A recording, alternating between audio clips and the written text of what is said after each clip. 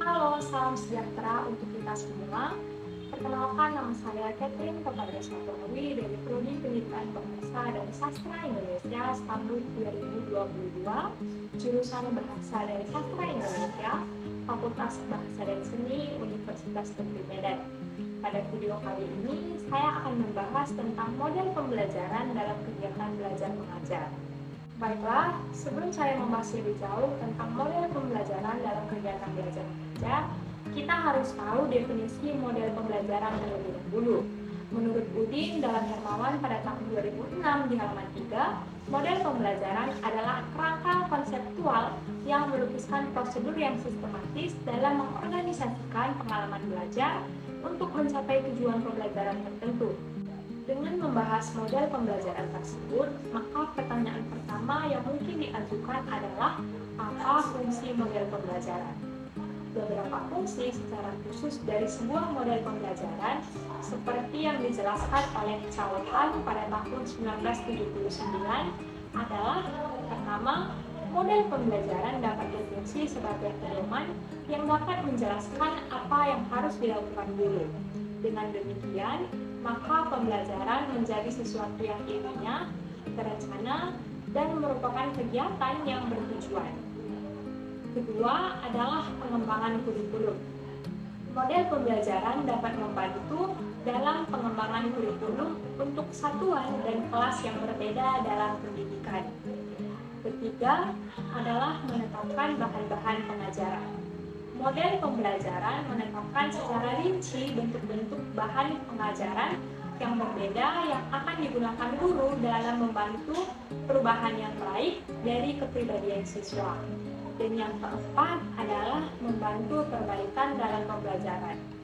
Model pembelajaran dapat membantu proses belajar mengajar dan meningkatkan keefektifan pembelajaran. Pada pembahasan kali ini, saya mengambil salah satu contoh model pembelajaran, yaitu model pembelajaran berbasis proyek. Bungkert dan kawan-kawan pada tahun 1991 berpendapat bahwa pembelajaran berbasis proyek adalah pendekatan holistik untuk pengajaran dan pembelajaran yang dirancang agar memungkinkan siswa untuk mengeksplorasi masalah dunia nyata.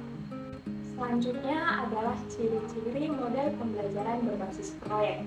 Menurut Thomas pada tahun 2000, pembelajaran berbasis proyek memiliki 5 ciri, yaitu pertama, terpusat. Pembelajaran berbasis proyek adalah model pembelajaran terpusat, sehingga guru harus menjadi pengawas yang profesional. Kedua adalah dikendalikan pertanyaan.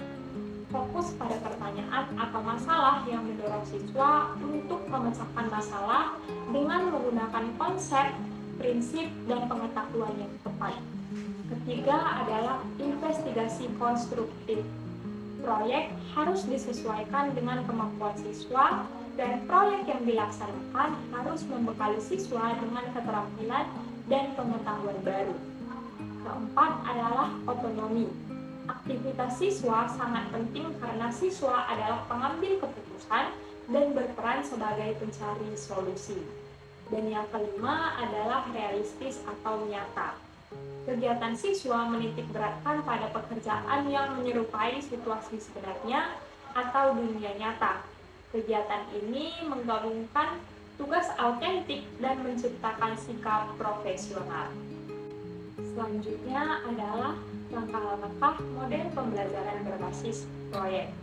Menurut Carbonaro pada tahun 2005 ada 6 langkah dalam pembelajaran berbasis proyek. Yang pertama adalah keterlibatan, yaitu fase awal di mana siswa didorong untuk mengetahui konsep yang telah dipahami dan fase di mana guru mengajukan pertanyaan yang relevan yang merangsang siswa untuk berpikir. Kedua adalah penelusuran, yaitu kegiatan mencari bahan dan sumber informasi dalam memecahkan masalah dan menyusun jadwal kerja. Ketiga adalah menyelidiki, yaitu membandingkan dan memfokuskan solusi yang digunakan untuk memecahkan masalah. Keempat adalah membuat, yaitu tahap membuat atau mengimplementasikan solusi dan tahap menghasilkan suatu produk atau karya. 5 adalah berbagi, terdiri dari beberapa kegiatan seperti mempresentasikan produk atau karya. Dan yang keenam adalah penilaian, terdiri dari serangkaian evaluasi atau penilaian terhadap proses dan hasil pembelajaran. Selanjutnya, sekaligus pembahasan terakhir adalah tentang keunggulan dan kelemahan model pembelajaran berbasis proyek. Hadisbek pada tahun 2002 menjelaskan ada beberapa keunggulan model pembelajaran berbasis proyek. Pertama, menyiapkan peserta didik menghadapi kehidupan nyata yang terus berkembang. Kedua, untuk meningkatkan motivasi belajar siswa dan meningkatkan kemampuan mereka untuk melakukan pekerjaan penting.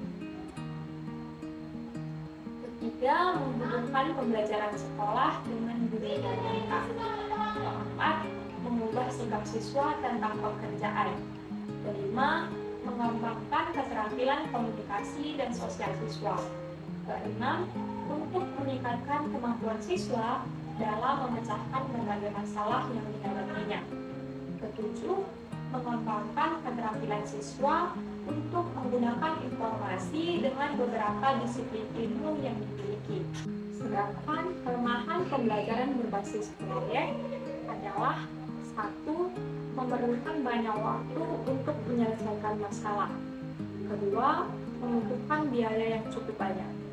Ketiga, banyak instruktur yang merasa nyaman dengan kelas tradisional, di mana instruktur memegang peran utama di kelas, atau yang dimaksud di sini adalah seorang guru. Keempat adalah banyaknya peralatan yang harus disediakan. Kelima, peserta didik yang memiliki kelemahan dalam percobaan dan pengumpulan informasi akan mengalami kesulitan.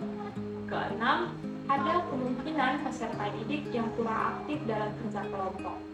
Ketujuh, ketika topik yang diberikan kepada masing-masing kelompok berbeda, dikhawatirkan peserta didik tidak bisa memahami topik secara keseluruhan.